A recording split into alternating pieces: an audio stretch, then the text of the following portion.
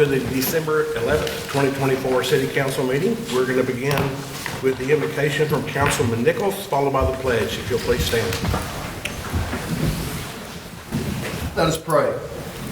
Dearly Father, we're just so thankful to you this season of Thanksgiving, Lord. We're just so thankful for our city, all of our city employees, our first responders, our citizens who make up our many committees and commissions. We're thankful for all they do to make our city great. Lord, we're thankful for all of our military and our civilians that serve at the national level to lead our country. Lord, we're just thankful for that provision. But most of all, during this season, we recognize and we're thankful for your provision for our salvation through your Son, Lord. We're just so thankful for that. And may we recognize that we need to be patient because you are not slow. You move at your time. We need to understand that everything's in your timing. Lord, we're thankful again for all you do for our city. In Jesus' name I pray. Amen. Amen. I pledge allegiance to the flag of the United States of America and to the republic for which it stands, one nation, under God, indivisible, with liberty and justice for all. All right, we're going to begin with the minutes from September the 11th, 2024, and September the 25th, 2024. Move to approve. Second. Got a motion by Wynn, second by McKellar. All those in favor say aye. Aye. Opposed? Motion carries. All right, we're coming down for some awards.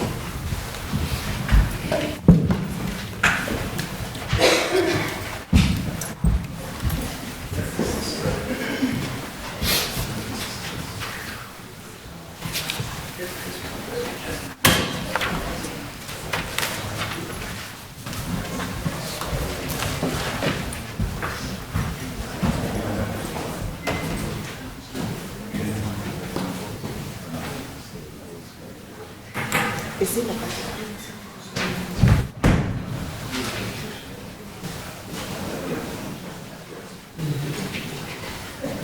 All right, we've got 4 employees to recognize. The total represent 95 years of service. And the first one we're going to call up is Deborah Pullum, City Attorney, Legal Department, 20 years of service.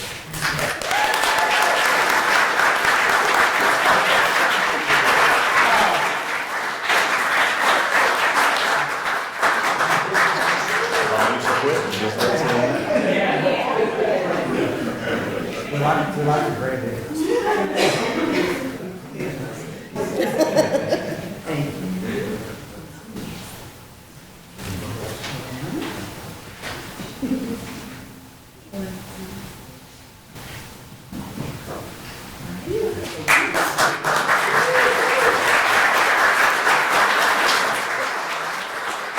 And next we have Robert Hassel, Lake Supervisor, 20 years of service.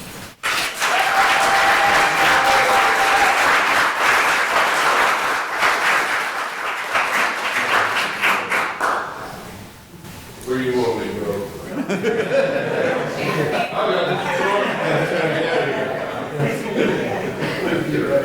Yeah, get out of here, young.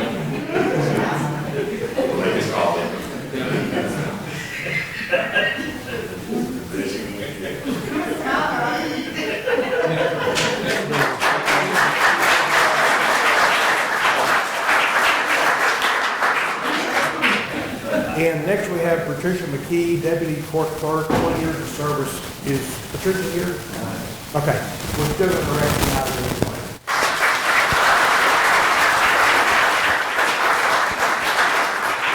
And lastly, we have Steve King, Legal Department, 35 years of service.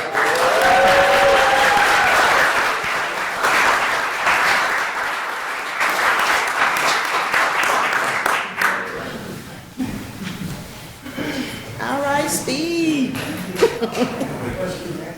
Woo.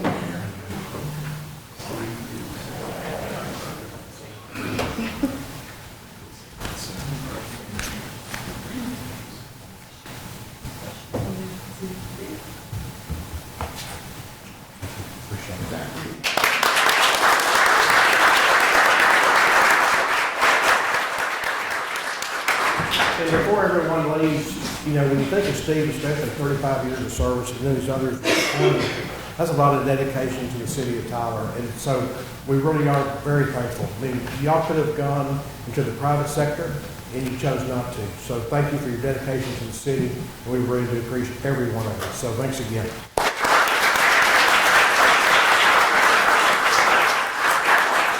All right, we're going to have accept the Burkeville Park, Texas chapter of the American Planning Association, Great Places in Texas 2024. So y'all want to come up and do a quick picture, and then we'll just do your, are you going to do your presentation now?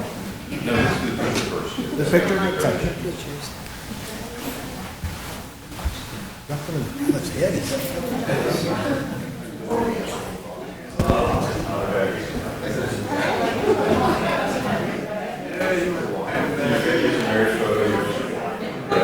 Would you like it?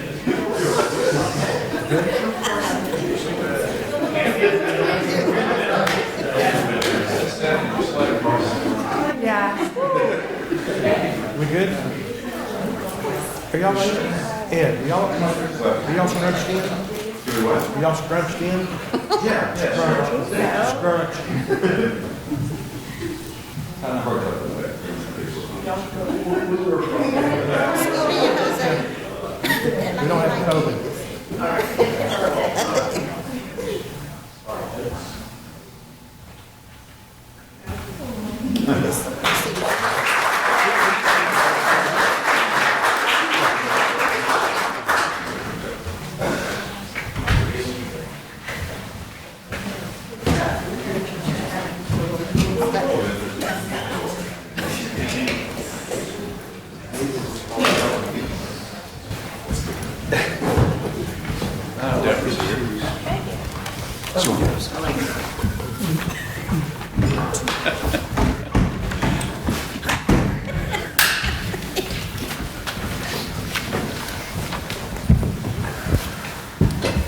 All right, Leanne.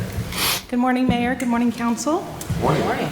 The Texas chapter of the American Planning Association designated the city of Tyler's Bergfeld Park as a great public space by the state chapter's Great Places in Texas program. The award was presented and received in March of 2024. Bergfeld Park joins the Tyler Rose Garden as a second great place in Texas to be designated in the city of Tyler. For 110 years, Bergfeld Park has served Tyler and the surrounding communities as a great public space.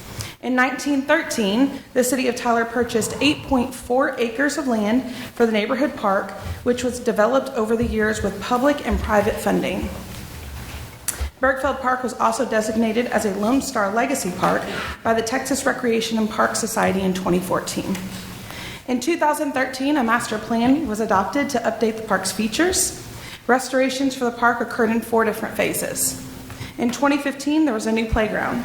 In 2017, the amphitheater came. In 2019, the splash pad. And in 2021, the tennis court. Stone and rock features within the park in 1941 were built by the WPA, and the beloved Splasher the Dolphin granite statue were thoughtfully preserved during the renovation. Through Great Places in Texas, the Texas chapter of APA recognizes the unique and authentic characteristics, enjoyable, safe, and desirable places. Many characteristics, including architectural features, accessibility, functionality, and community involvement, define such areas. They also take in consideration streets, neighborhoods, and public spaces. Great Places in Texas exemplify exceptional character and highlight the role planning and planners play in creating great communities of lasting value. This is the 7th year of the Great Places in Texas program. We would be remiss not to publicly thank Mayor Don Warren, who was on City Council at the time, and Deputy City Manager Stephanie Franklin, who was the Parks Director at the time. They played a huge role in ensuring the park was renovated and raised majority of the funding through private partnerships. So thank both of you. Without your perseverance over an 8-year period, this park would not be what it is today. As well as to the Texas chapter of APA for acknowledging what we've all known, Bergfeld Park is a gem in the city of Tyler. And we are very proud of everyone who has played a part in making this park as special as it is to our community. With that being said, it is recommended that the City Council accept the Bergfeld Parks Texas chapter of the American Planning Association Great Places in Texas 2024 designee for a public space award. Thanks, Leanne. I'm not going to bore everyone with talking about Bergfeld Park, especially Mr. Watley, who's back there sneering or snickering. But that park really does represent a part of my life. And being a resident for 30 years and being involved in the revitalization of Bergfeld Park, it was great. And there were times in raising money that it was fun and also discouraging. But being able to see the park come together and see the young people and the older people coming together as families and friends to enjoy the playground and enjoy the amphitheater is why we're all up here. And it's that call to serve spirit and to try to do something for others. And Bergfeld Park is a prime example. So we're totally proud of this designation, and thank you for being involved. Stephanie, where are you? You back there? There you are. You know, Stephanie and I worked together through this whole project, and not one time did we twist off at each other. And other than Stephanie wanted to have orange beams in the amphitheater, and we didn't do that. But anyway, thank you for everybody that's been involved, and we appreciate you. Thank you. Thank you.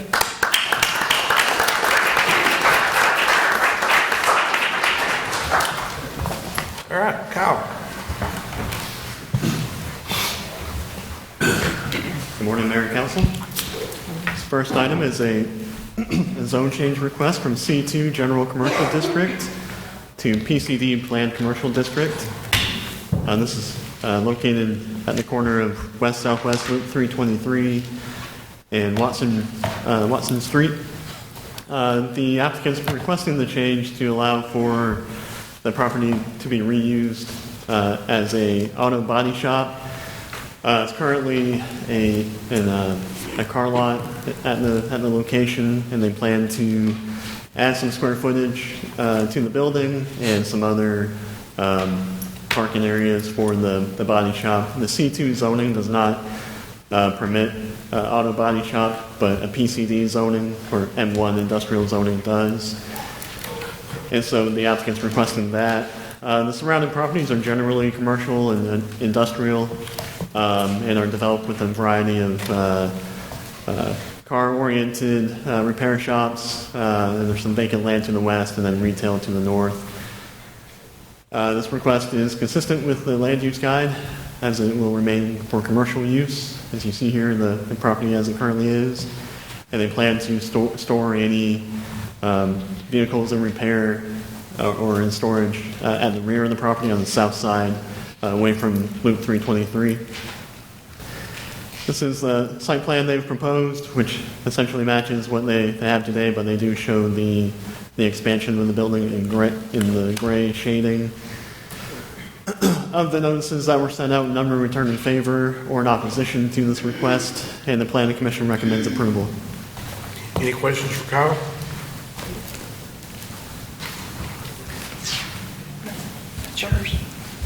So second. Got a motion by Hawkins, second by McKellar. Any further discussion? All those in favor say aye. Aye. Opposed? Motion carries. C2. This is a request for a special use permit for 712 West Houston Street. This is to allow for a tobacco, vape, and or smoke shop at this location. As you see here, it's at the intersection of South Vine and West Houston in that retail strip there. The applicant's requesting a special use permit, which is now required by the Unified Development Code. That was a code update back this time last year to require this type of use, to allow this type of use in C1 zoning, provided that it has an approved special use permit. The surrounding properties are generally office and then retail. So to the north, those are Zone AR adaptive reuse, or developing an office, and there's also a ministry to the northeast across the street. To the east and south are a variety of multifamily and single-family homes, and then to To the west is also retail and commercial activity at that intersection. This is a special use permit, so it does not change the zoning of the property, but special use permits are approved for a set amount of time, which is established by City Council. Special use permits can also be revoked if there is a identifiable issue with the use that may determine it to be incompatible with the surrounding area. The applicant's requesting the SUP to continue using the property as a tobacco, vape, and smoke store. In August 2024, the applicant requested and was sent a zoning verification letter from the planning department that stated that a special use permit would be required for the property to be used in this way. They were asking what the property was zoned and if that use would be allowed. And so the staff at that time did indicate that a special use permit would be required. Since September 2024, the applicant has been operating the business under a certificate of occupancy that was issued in September prior to first obtaining the special use permit, which would be required per the UDC.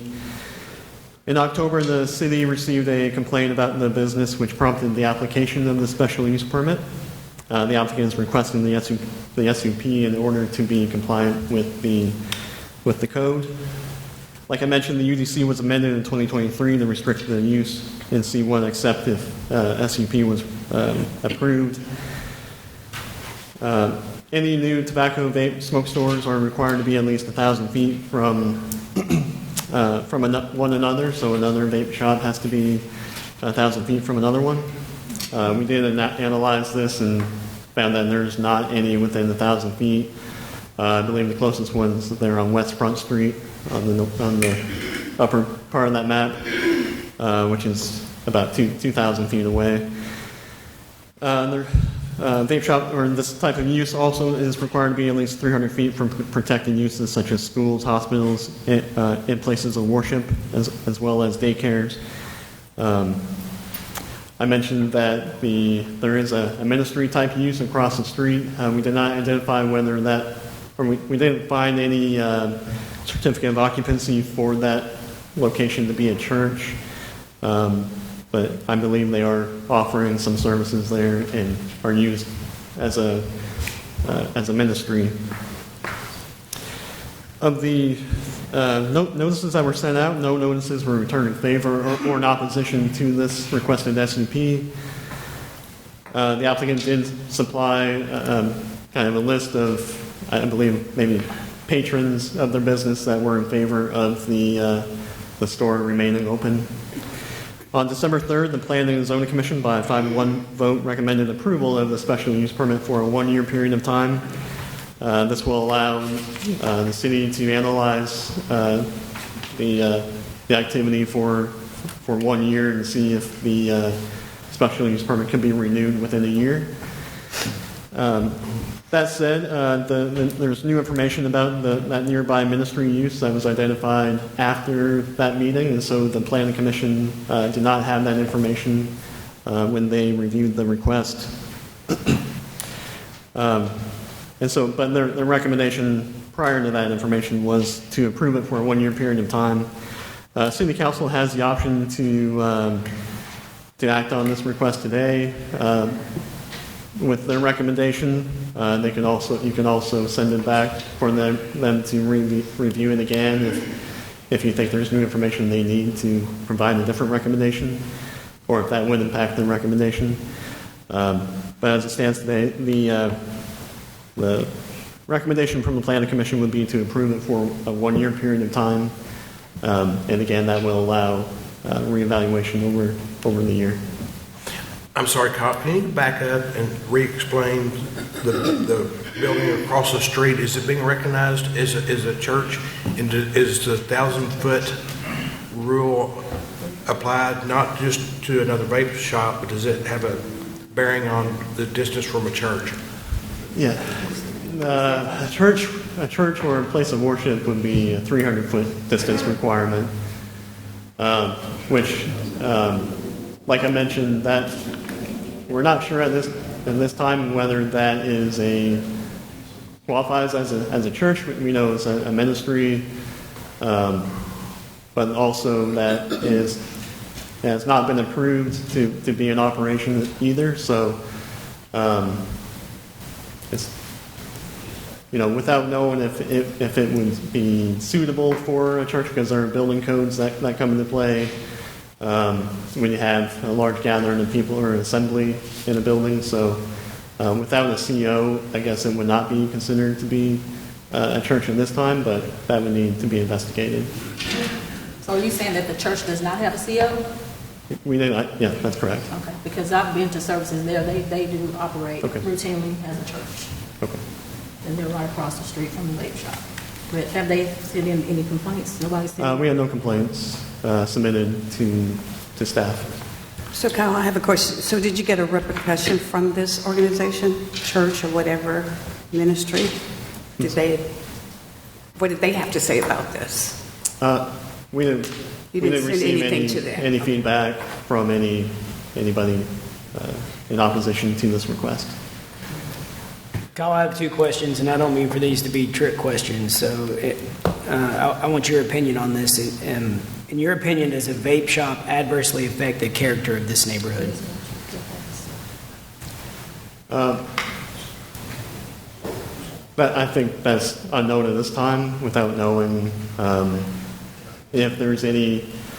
So I think one thing we might evaluate in a year, if this were to be approved for a year, is calls for service, for maybe police, if there's any code issues, trash, debris, things like that.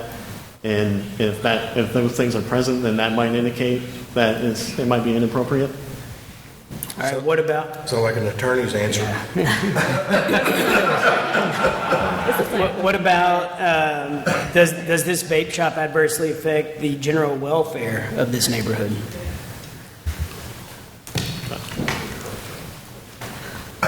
I don't know. Yeah. So with staff, we reviewed it, and so some of the things were whether it's kind of what the feedback we received. So with a special use permit, they are reviewed on a case-by-case basis, and largely that involves the public. They are notified, adjacent properties are notified, and so from the lack of feedback that we received, I wouldn't characterize it as being out of character. Yeah, because there are 2 low-income apartments right across the street, and then down Vine, there's another set of low-income apartments. So, in my opinion, it does, but they're already up and running, from my understanding, since you said September. So, Kyle, in the first part of the narrative, did you state that they were notified initially that they needed SUP? They went ahead and opened the business, ran the business, didn't look for the SUP until they were called out, and then they applied for the... Yes. Right? So they chose to operate, even though they knew, without a special use permit. Well, the way I understood, they did not know that they needed an SUP. They opened up with the CL, correct? It's my understanding they understood they needed the SUP, but they were granted a certificate of occupancy prior to getting the SUP, which was probably our bad on the city's behalf on issuing the CO without the SUP. So they requested the information to know whether they could operate, or what they would need zoning wise to operate, and they were provided that information. And so I would say yes, that they had the information they needed to do this, to get the special use permit prior to operating. Is the owner here? So forgiveness versus blessing. I think all that's a moot point, because the Unified Development Code, those 2 questions that I've asked, those are 2 of the elements that have to be satisfied, and if we can't satisfy those elements, we can't grant a special use permit. And so I think some of these questions are moot if we can't satisfy those 2 elements. Can we have the applicant? He's the applicant. Come on up.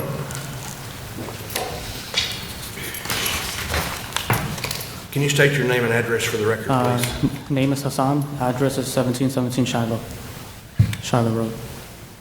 So about the certificate of occupancy, so when we were applying, we went to the offices and daily up there asking about what was needed, all the inspections that were needed, and they gave it, and we did not get anything in the mail of a special use permit. And then in October, like at the end of last month, we got something in the mail, and as soon as we got it, we went to their offices the very next day to talk about it, to apply for it. But before then, we had no clue what it even was. And then when we got the certificate of occupancy, we were basically informed that we have everything needed to start investing. So we invested all the money. I was in the military, so all the money I had saved up, and my cousin too.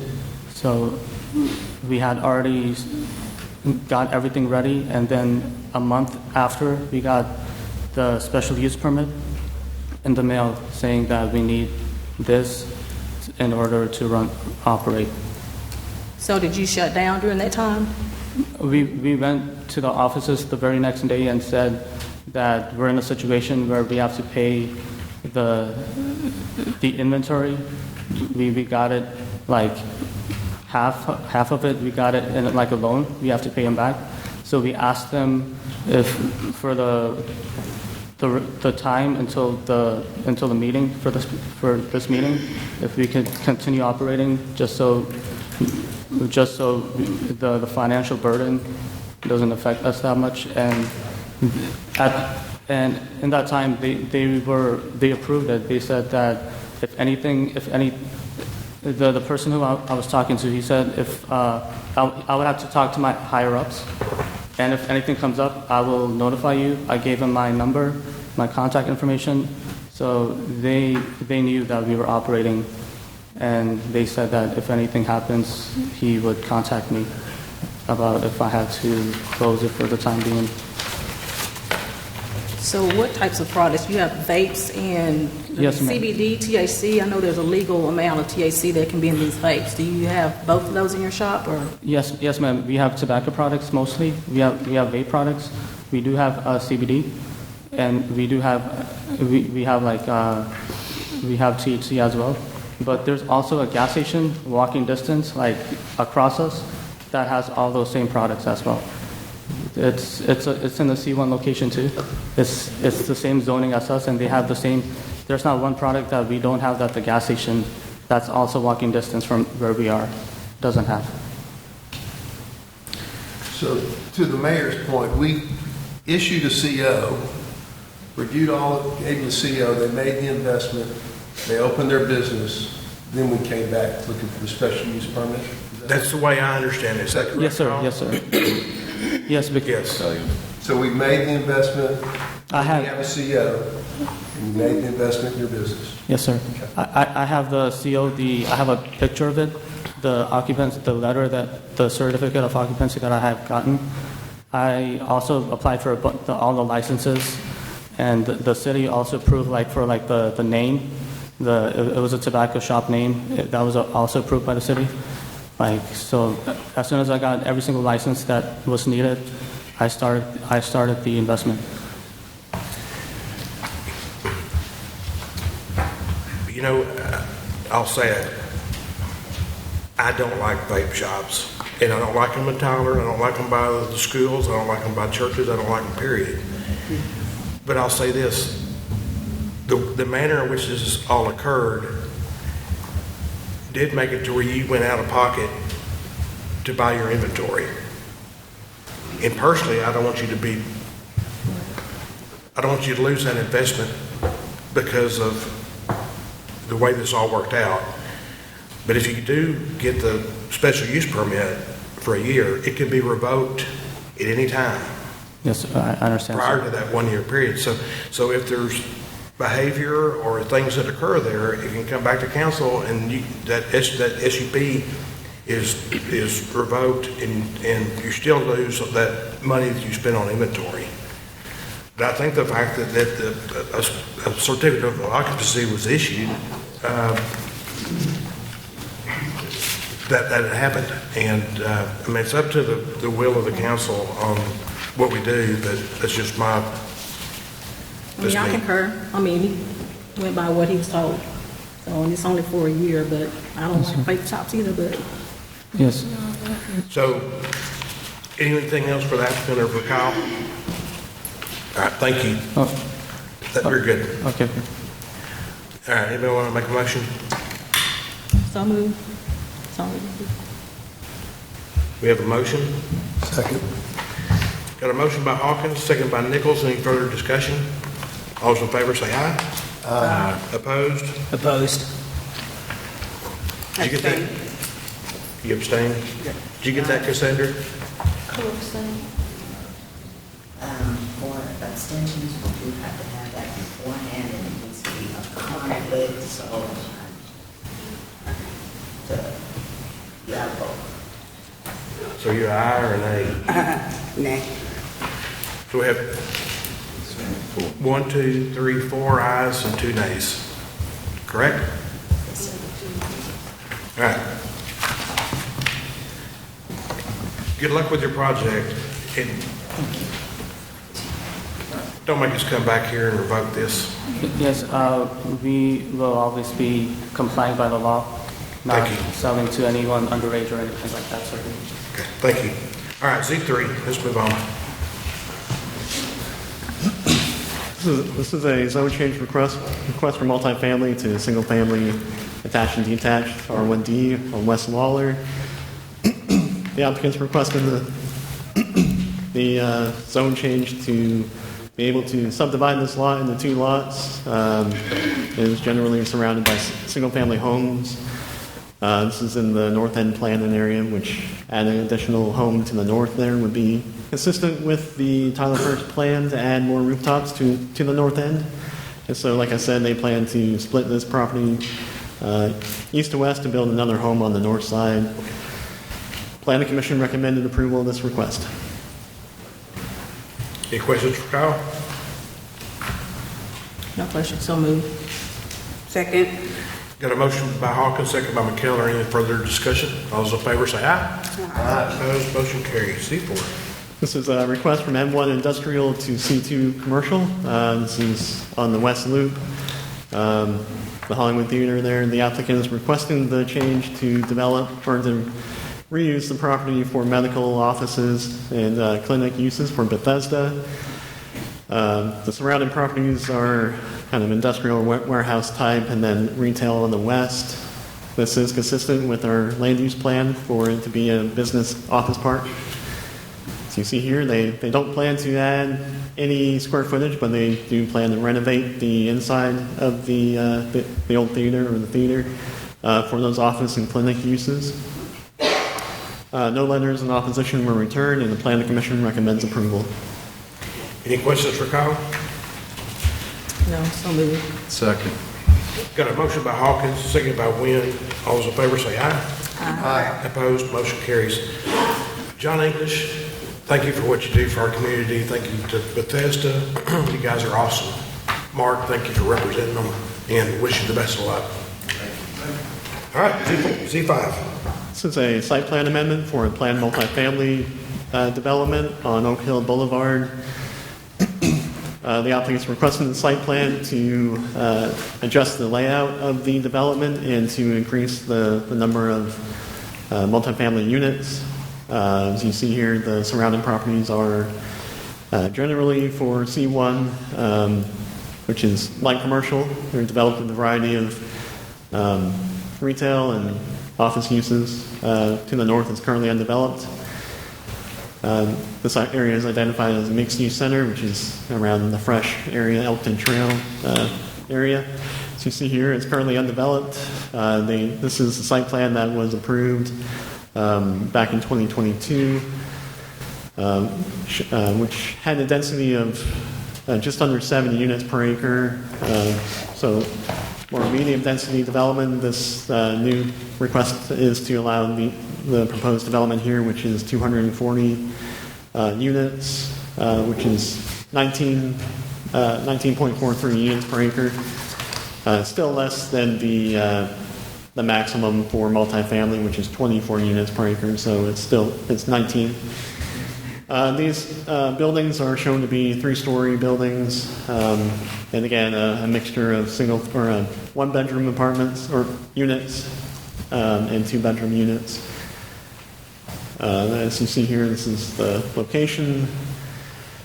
Of the notices that were sent, we did not receive any in favor or in opposition. We didn't receive a letter from the Tyler ISD just indicating that the additional increase in units is something that they'll have to plan for their enrollment numbers. They do a study periodically to understand future needs in the districts and the school zones, and that as these areas develop for multifamily, that it may expedite the need to make some improvements to schools. But they did not receive or did not send a letter opposing the request. The Planning Commission unanimously recommended approval of this request. Any questions for Kyle? We do have cards here from the applicant. If y'all have any questions for the applicant. So moved, no questions. Second. Got a motion by Hawkins, second by McKellar. Any further discussion? All those in favor say aye. Aye. Opposed? Motion carries. Thank you, guys. All right, G6. This is a request from R1A Single Family to PUR Planned Unit Residential. This is on Marsh Farm Road. So this is just for these lots here that you see. They're currently planted. They're all over half an acre in size. The surrounding properties are either outside the city limits or also zoned for residential development. This request is to establish a planned development which sets some parameters for lot size, setbacks, and front yard fence heights.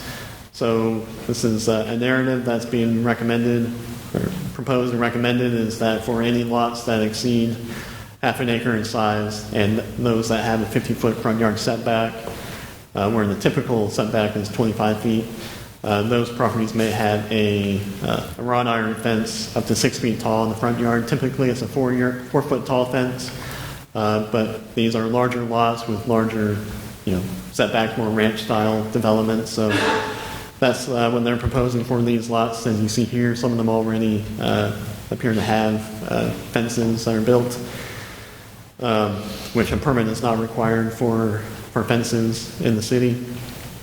All other R1A regulations would apply to this PD or plan development, and the Planning Commission recommended approval of this request. Any questions for Kyle? Move to approve Z6. A second. Got a motion by Wayne, second by Hawkins. Any further discussion? All those in favor say aye. Aye. Opposed? Motion carries. All right. Z7. This is a request for a zone change request from M1 Light Industrial to PMXD1 Planned Mixed Use District. This is on West Bow Street in Palace. This request is to allow for the property to be used as a group living facility and kind of a rehabilitation facility for veterans. At this location, they will reside here and receive some counseling care at this location. I believe the applicant is here. Maybe they can speak to a little bit more the finer details if you need those. But they do plan to have people stay here, veterans to stay here for that counseling care and rehabilitation. It is not for medical treatment or administration of any narcotics or anti-narcotic medication. Surrounding properties are generally retail to the north and east, and then residential to the south and west. This, because it is a mixture of uses, it would amend it, the future land use, to a mixed-use center, because it does have the living facility at the location. Again, they do not plan to add any square footage, but they will modify the interior of the building, and that will need to be done in accordance with any local and state regulations as as depending on what's being provided to the residents.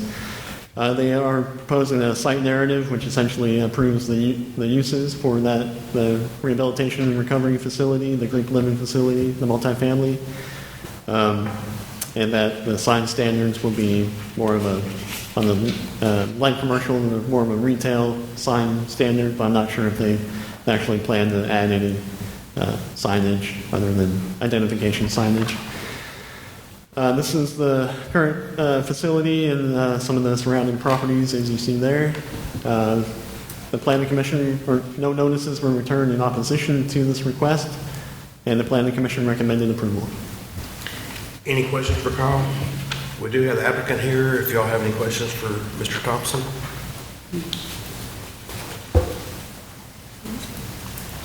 Do you have more information, Mr. Thompson? Do you want him to come up? Yeah, I mean, Ed, he's just sitting there. come on. Come on, Ed. Wake up a little bit. We know who you are. Good I'm morning. always happy to see improvement Thank you. in North Good morning. District. My name is Ed Thompson. I live at 3351 Cascade Court, Unit 304, Tyler, Texas 75709. I'm here to answer any questions that you may have for me. Okay. Could you give us a little bit more detail of what you actually, I know Kyle told us a little bit, but do you have Well, more to add? we stopped taking, we had it as an event center, and we have shut it down in October to get ready for this, expansion. We're teaming with a company out of Colorado that specializes and does the treatment center approach, and they kind of specialize in trying to help all recoveries, but we're kind of focusing a special emphasis on veterans because the status, if you look it up, there's 23 to 28 veterans every day that commit suicide. Yes, sir. Tyler is a big veteran, center. We have a lot of veterans here and a lot of people that need help, not only in Tyler but surrounding community. And currently, you don't have one facility in Tyler that is a residential. You have a lot of outpatient treatment centers, but there's no but one at City Corp up on Gentry Parkway, and their only capacity is 35 people. For the size of Smith County, it's not near enough. So we had a lot of options that we could do with this building, nightclub and stuff being one, but I'm 60 plus. I'm not planning to be in the nightclub business. So, and I don't think Tyler needs a nightclub at this point. So the company, we're finalizing all our details. We're just waiting on the zoning. We have to get the zoning has to be in place first before we can move forward with the rest of it. Well, thank you for that work, and thank you for always looking out for veterans. I appreciate you. that. With that being said, and if no one else has anything else, Just want to know what the capacity is. Like the mayor said, I'm a lifelong resident of Tyler, love spending my dollars in Tyler. And I'm just glad to see Tyler going in the direction that it's going with new ideas coming in and stuff like that. What's your plan for capacity? We're going to be anywhere from 60 to 80, but it's probably going to be more around 50. But we have the capacity. We're gonna retool the building for the full capacity, but we don't plan for operational reasons to probably go over the 50, 50 range. You're going to add a whole lot of bathrooms. Huh? You're going to have to add a whole lot of bathrooms. Oh, yeah. Well, we got 24 in there right now, and we got to add each bedroom has its own bathroom. are you looking at, how many employees are you looking at in that? Well, there might be some tax abatement stuff in.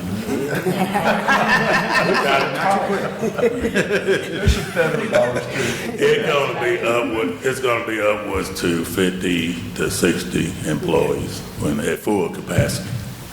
Great. Any other questions for Mr. Thompson? Okay, we got a motion. I need a second. Second. All right. Got a motion from McCallum, second from Nichols. Any further discussion? You got two veterans here. Any further discussion? All those in favor say aye. Aye. Opposed? Motion carries. Thank you. Thank you, sir. Too late for me to top head. Thanks, Kyle. All right, R1, Davis. Yes, good morning, Mayor and City Council. Merry Christmas. Merry Christmas. This is a request to adopt a resolution authorizing the city manager to execute a local on-system agreement with the Texas Department of Transportation. It's for our 2024 pedestrian access improvement project. And these are annual projects, and this year's project includes 9 separate work sites. And what it entails is sidewalk improvements, crosswalk improvements, and our goals will be to enhance access to Tyler Transit bus stops and provide safer and improved access to some of the city parks. And if you look on the map, some of these will involve, like on East Gentry, Loop 323, and Highway 110 South. Some of this work will be involved on TxDOT right-of-way. So what they've asked us to do is, by resolution, ask that the city manager be authorized to sign that, we call it a LOSA, that local agreement. So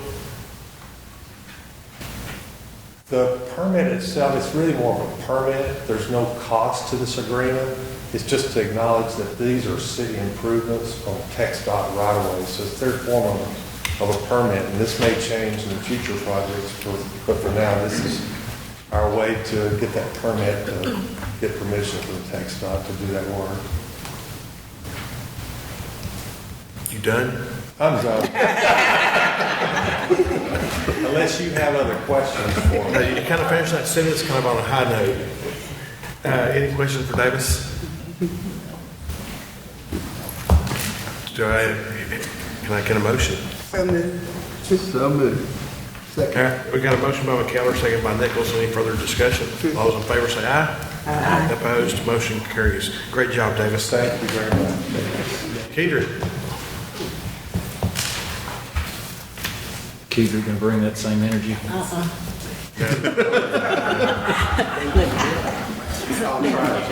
Faster than Davis.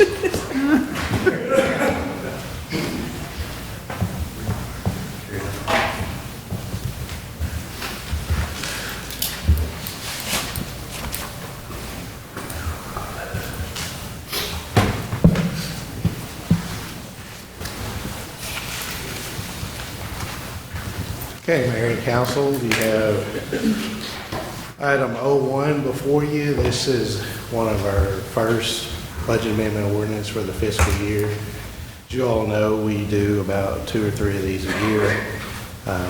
Sometime in January or February, we'll bring a lot of grant amendment ordinances to you, and maybe a few other loose ends. And then usually as we adopt the following fiscal year ordinance, there's a lot of cleanup items to amend the current year. So having said that, these are just rollover items from our 2023-2024 year, and I'll just kind of cover a few of those items.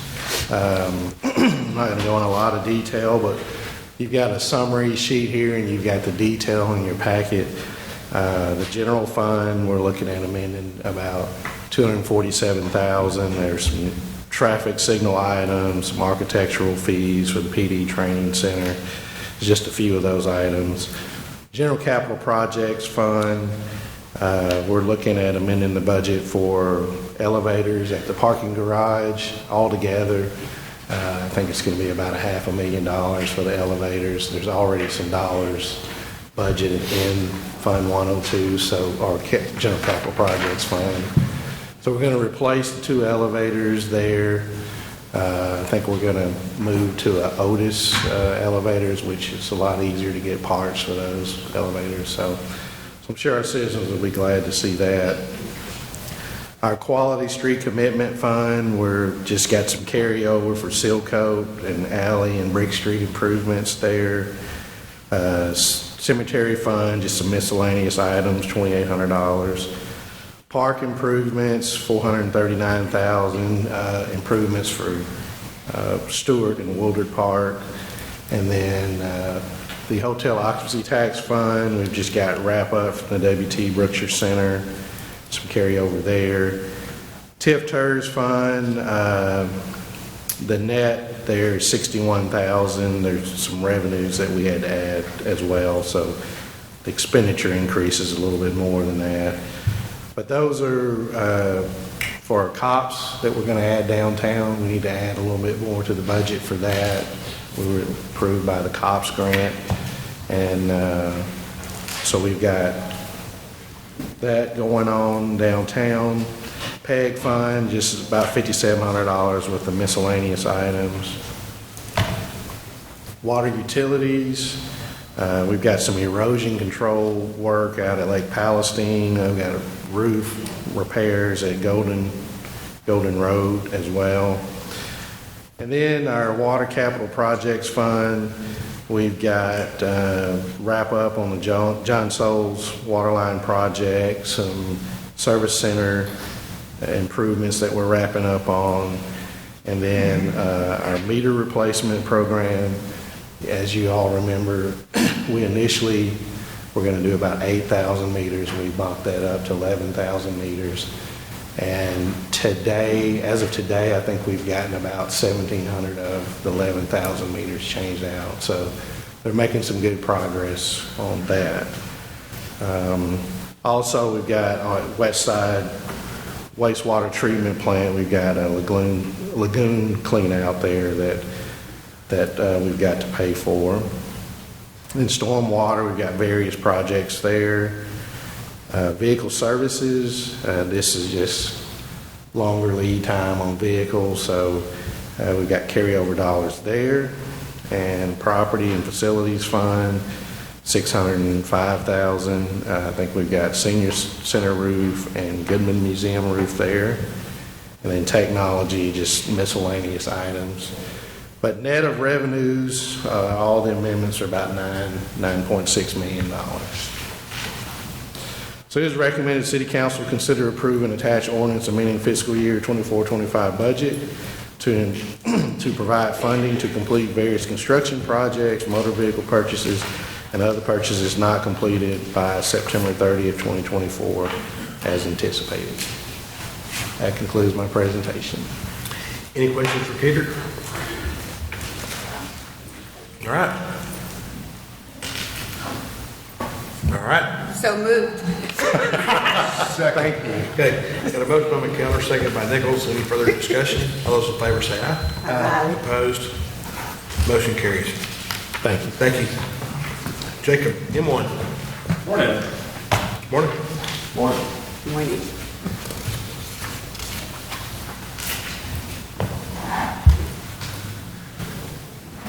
Hello, Mayor, City Council. My name is Jacob Yanker, and I'm with Tyler Water Utilities, and I'll be presenting agenda item M1 for the Greenbrier Force Main Slip Lining Construction Award with Insucha Forum through the buy board contract 730-24. So a little bit of background on this project. The Greenbrier Lift Station is located on Spur 164 just north of Lindsay Park, and it serves a huge drainage basin of over 4,400 acres on the west side of town. There's 9 other lift stations that feed into Greenbrier, and the force main is over 10,000 feet long.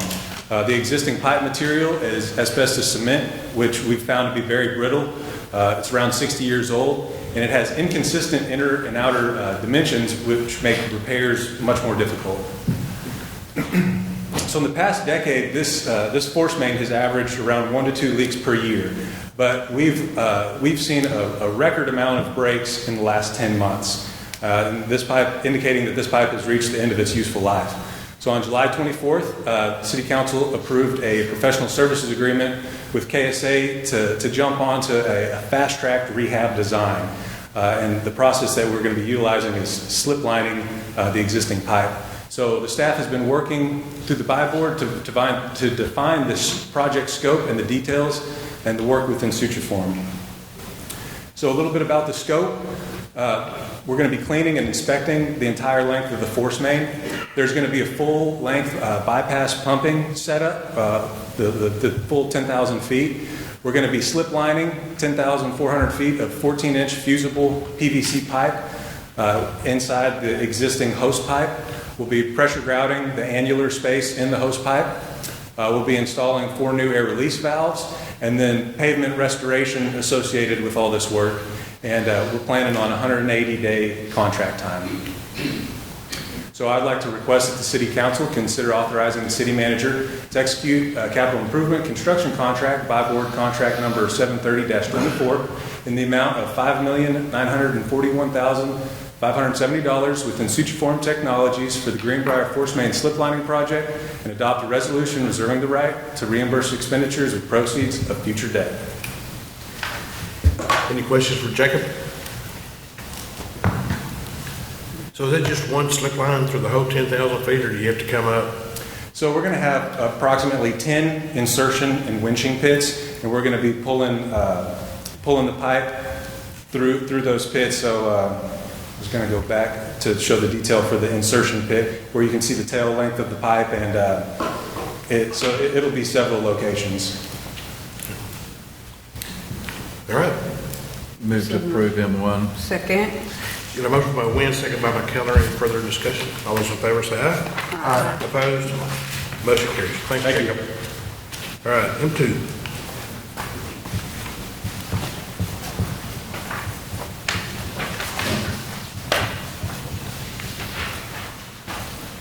Morning, Mayor and Council. I'm Cody Bain with the Engineering Department. I'm here to request that you approve the contract with Reynolds & Kay for the construction of the 2025 asphalt enhancement project. This project includes our annual asphalt overlay work that we do every year. Also alleyway rehabilitation, Lake Tyler area road improvements, and other spot repairs and whatnot throughout the city for the roads. The work is, as you can see on the map, is spread throughout Tyler, and the roads were selected based on the condition of the roads. We also coordinated with Tyler Water Utilities to make sure that the project avoids consent decree work and other utility cuts, as well as coordinating with Lake Centerpoint and other utilities on that. We had 2 bidders on the project, Reynolds & Kay and Lone Star Equipment. Reynolds & Kay was the low bidder on the project. The project has multiple funding sources. The vast majority of that will be coming from the ARPA federal funds. And Half Cent Board yesterday approved their portion of the funding. So with that, it is recommended that the City Council authorize the City Manager to execute a construction contract with Reynolds & Kay for the construction of the 2025 asphalt enhancement project in the amount of $3,706,950.84. Any questions for Cody? Move to approve M2. Second. Got a motion by Wynn, second by Nichols. Any further discussion? All those in favor say aye. Aye. Opposed? Motion carries. Thanks, Cody. All right, M3, Regina Lance. Good morning, Mayor and Council. Morning.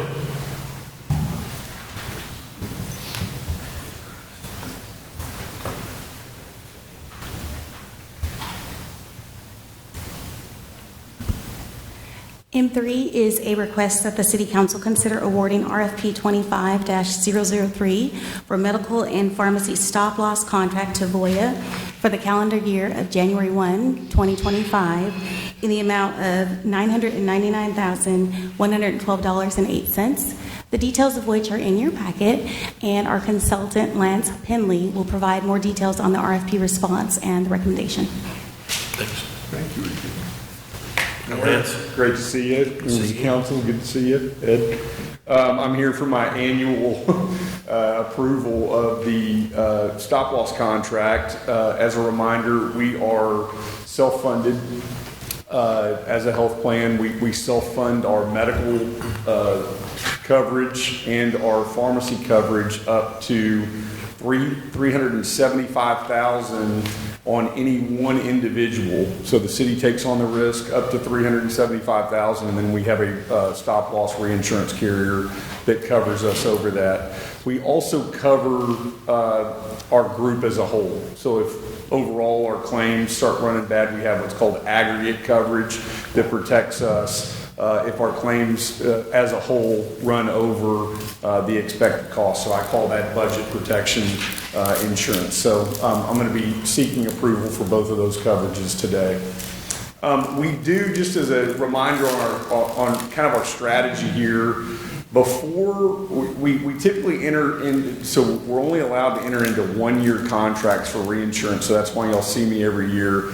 But a lot of times before we go out for RFP, we will do a market check just behind the scenes, just to see if, hey, the incumbent carrier has the best pricing. In this case, we did a market check with Berkeley and other carriers, and Berkeley they're the incumbent carrier. They were coming back higher than what we were seeing in the open market. So we did decide to do an RFP. We sent that out to the market. We had 4 submissions. The incumbent submitted and 3 others. Voya offered the most competitive terms for the city for the 2025 plan year at a 9.28% increase. The details are on the next page, but they were 6% better than Berkeley's final offer.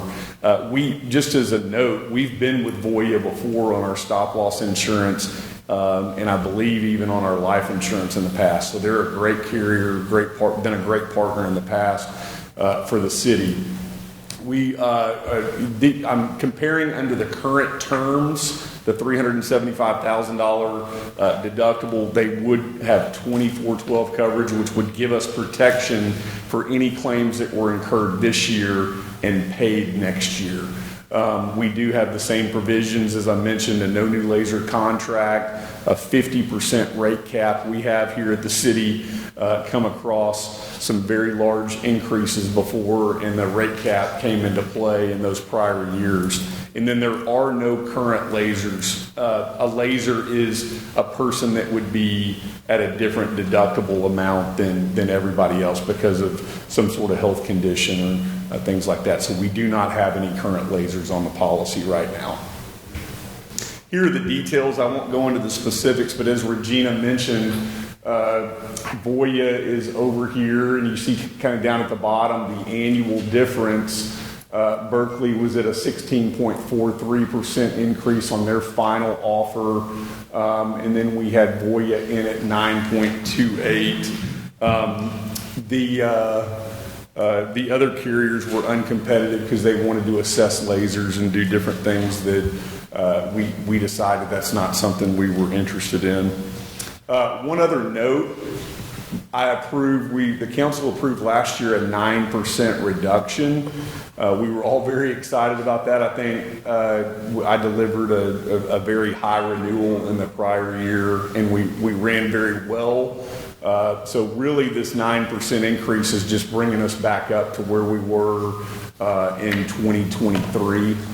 The market, as you all know, inflation has been in my business for since I've been in it for 23 years, and annual inflation on stop loss is 10 to 15%. So we're at the low end of that annual inflationary rate. So my recommendation to the council is to approve the contract with Voya.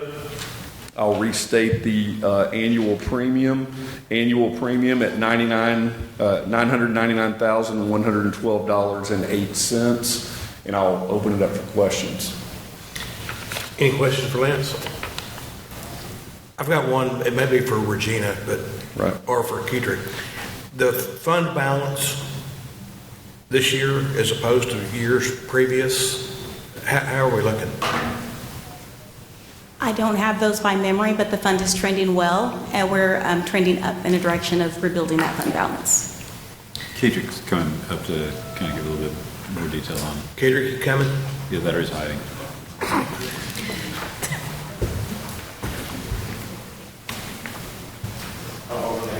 you, I don't have the exact fund balance on me, but it did, well, I'm basically repeating what Regina said. It did finish the year well. I mean, it's not one of the funds that's on our radar. I mean, the health funds is, I'm going to knock on wood, it's doing well, so.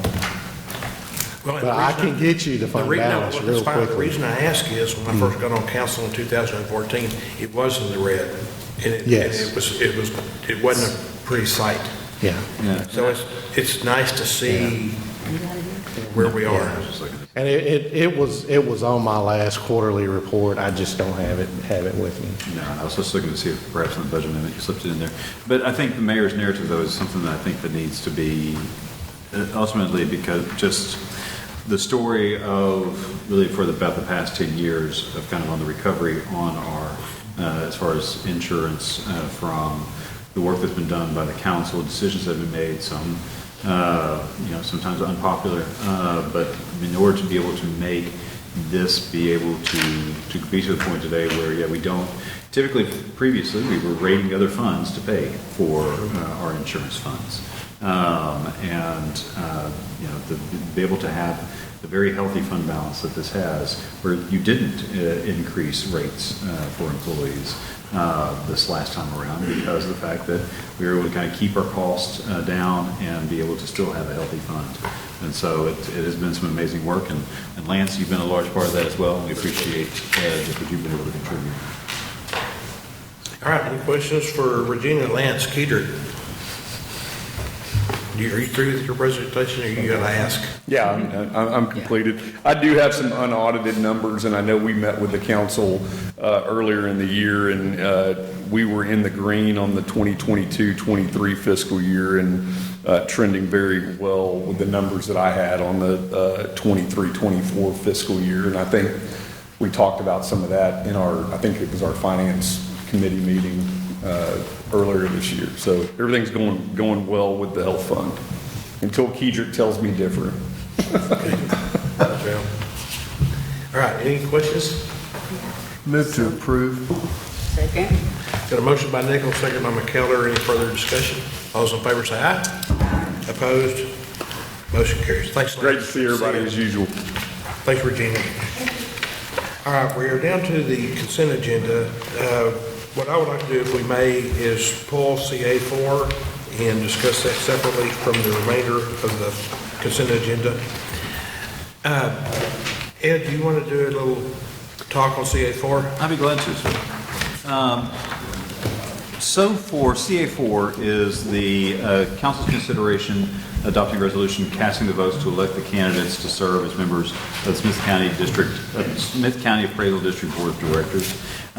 Senate Bill 2 that was approved by the legislature at the last legislative session did change somewhat the way that we have been doing this, to where the past the council said, hey, this is our candidate, and each of the different major taxing entities had their candidate that was then put on the appraisal district.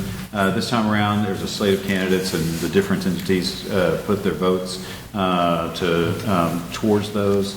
And you have 5 slots that represent the taxing entities of Smith County. I've been discussing with our other entities, our major entities, on how their votes went down and where they put their, as far as who they voted for. We saw that for Tyler Junior College, they did put votes towards Dr. Glenn Elliott Jr. And Mark Watley. Smith County cast their votes for Annie Dyer and Mark Watley, and then Tyler ISD cast their votes for Reverend Orinthia Mason and Jonathan Wolf. So that kind of started to give then kind of the 5 people that we saw as the candidates for that. The council has 76 votes that they are distributing amongst the candidates they wish to see. You can put all 76 candidates votes towards one candidate, or you can kind of split them up amongst the different candidates. You have Mark Watley has been the candidate that the city has put forward for multiple years, and has served as really kind of Tyler's voice on the appraisal district, although all of these people ultimately represent Tyler in their own way. And so That's ultimately the kind of the decision point. And with the change, typically this kind of goes through, council would just, but just like we said, with the changes that happened and waiting to see how the votes came down with our other major entities in the county, we want to be able to get that information to you for y'all's kind of consideration. All right. Thank you. In the past, as Ed said, we've had a designee on that board, which has been Mr. Watley. And it wasn't, we didn't have 76 votes or 149 votes. He was our designee. So as we go forward with the change in legislation, we do have the 76 votes. Personally, I don't see any reason to try to figure out, whether you give Mark 40 and somebody else 36, or just give them all to Mark and be done with it, with all due respect. I mean, and that would be my position. It's up to y'all, but, I would support just giving Mark all the votes and show our support and move forward. Out of curiosity, what is the magic number of votes to receive to be on the appraisal district board?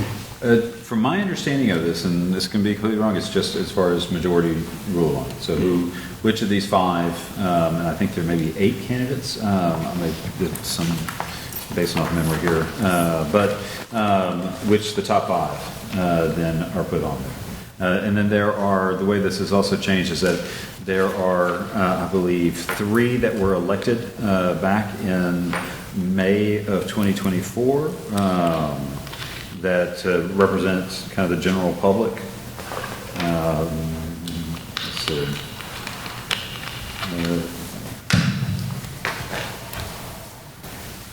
And so you have, so you have those, you have the 5 representing the different entities, taxing jurisdictions, 3 that are at large, and then the 9th non-voting member is the appraisal district, the chief appraiser.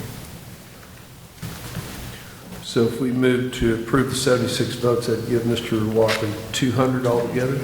Yes, sir. That's the way that would be correct, yes, sir. How long has Mark served? I don't know. How long have you served, Mark? Since prior to leaving council, so it's been at least 8 years now. Thank you. And you still interested in serving? We can't have this conversation. Come up here. I know you feel very comfortable just talking to the crowd, but. Answer your question, yes, I'll serve at the pleasure of the council. It's been, I've learned a lot about the importance of that role, and I've talked to Mayor Warren and the previous mayor that I'm happy to serve as long as the council will have me in serving that role.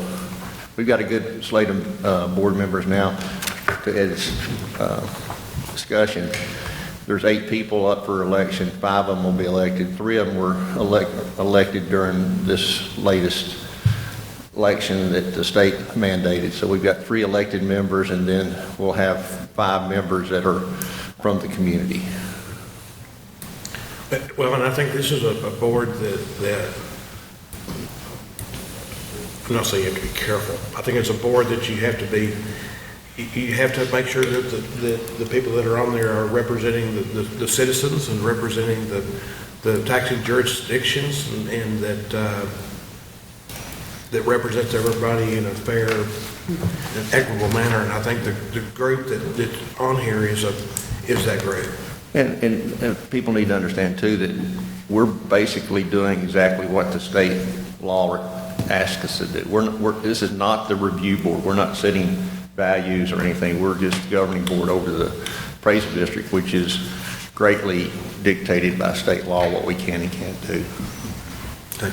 Any questions for Mark? I move to approve to allocate all 76 votes to Mark Watley. Second. Got a motion by Haney, second by McKellar. Any further discussion? All those in favor say aye.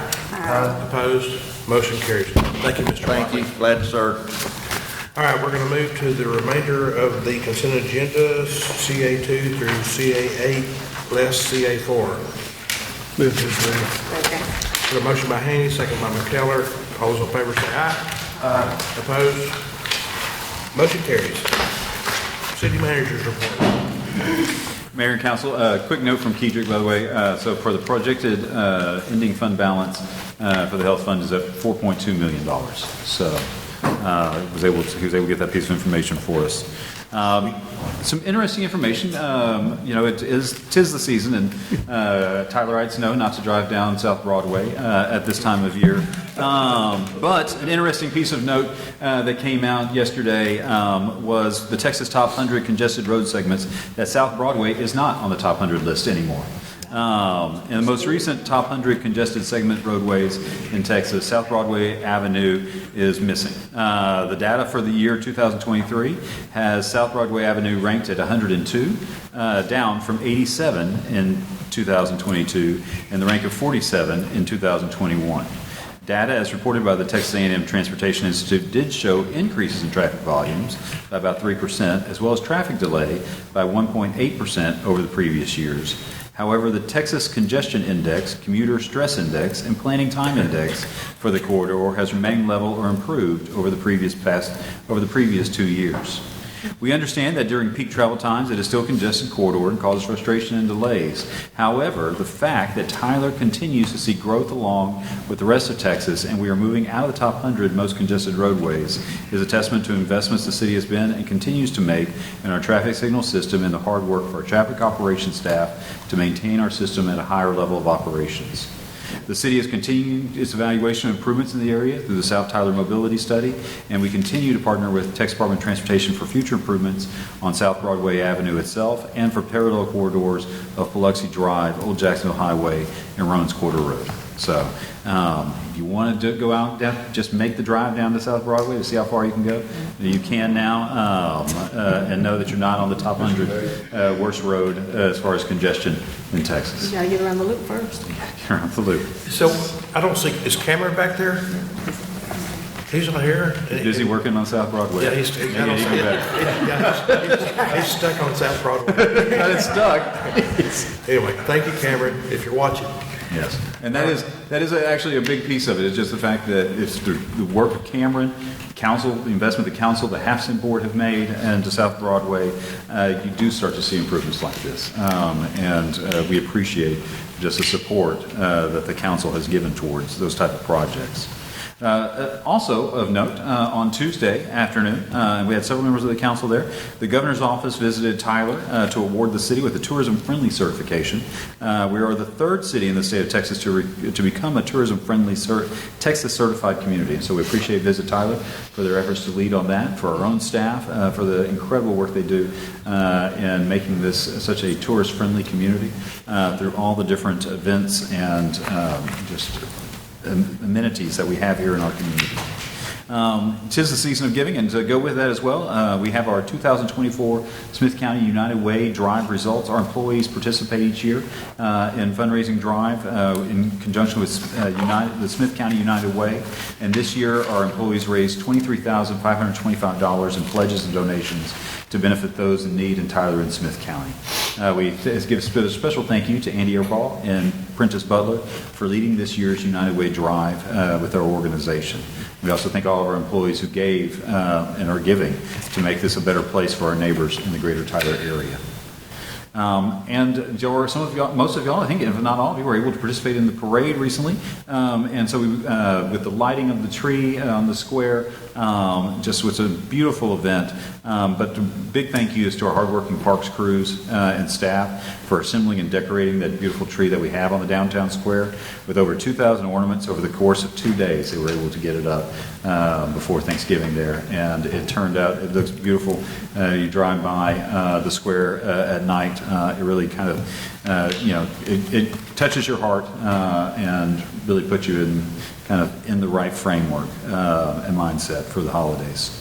And then finally, speaking of Christmas trees, I do want to kind of give a special shout out for our Parks Department owned Debbie Isham. As you walk around our different facilities, whether it be City Hall, up here, as you made your way up from the first floor to the second floor and saw the beautiful Christmas trees, you go to all the different city facilities and see the Christmas tree. Debbie Isham has been dressing up the facilities for the holiday season for over 22 years now.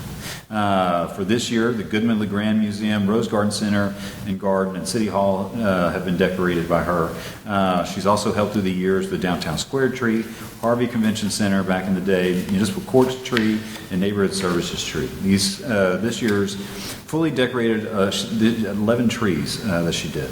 And with the help of several volunteers in each location, the facilities are now dressed for holiday festivities. And so Debbie has always kind of, especially for Christmas, you'll see her kind of leading up to it with her working on the trees around City Hall. She has such a passion towards making sure that, again, as we talked about, kind of being in the, having the right mindset, being kind of present for the holidays, of creating that environment. And so we are especially grateful for Debbie for the hard work she does on that. All right. Any questions or comments to the city manager before we adjourn? All right. Merry Christmas. Merry Christmas, everyone. Happy holidays. And I entertain a motion to adjourn. So moved. All right. We're adjourned.